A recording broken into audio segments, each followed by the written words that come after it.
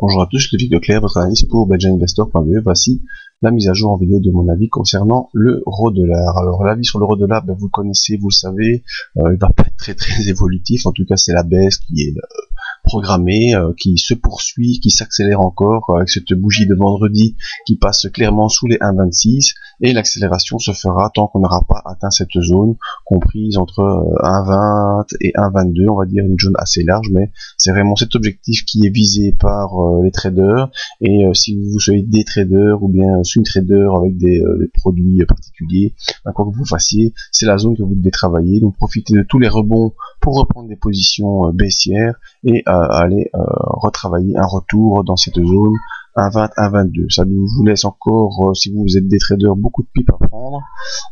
Ce sera super intéressant. Il faut toujours quand même rester attentif aux retournements techniques, surtout en intraday, qui peuvent être violents et importants en fonction des nouvelles, mais la tendance est claire, elle est nette, elle dure depuis des mois et ne devrait pas s'essouffler tant qu'on n'est pas arrivé dans cette zone des 1,20, 1,22. La preuve en est, ce sont nos indicateurs techniques. On voit le RSI clairement sous les 40 depuis un bon moment. On a fait une petite incursion ici à la mi-août, mais c'était très clair que c'est une tendance qui se poursuit. On est sous cette ligne baissière qui se poursuit toujours. On peut encore la prolonger. Voilà, le RSI qui va évoluer sous cette ligne. Toujours, je vous signale votre attention vers la zone des 20. Quand on passe sous les 20, souvent on a un petit rebond du RSI, mais la tendance restera pour l'instant toujours baissière avec une forte pression du RSI à la baisse.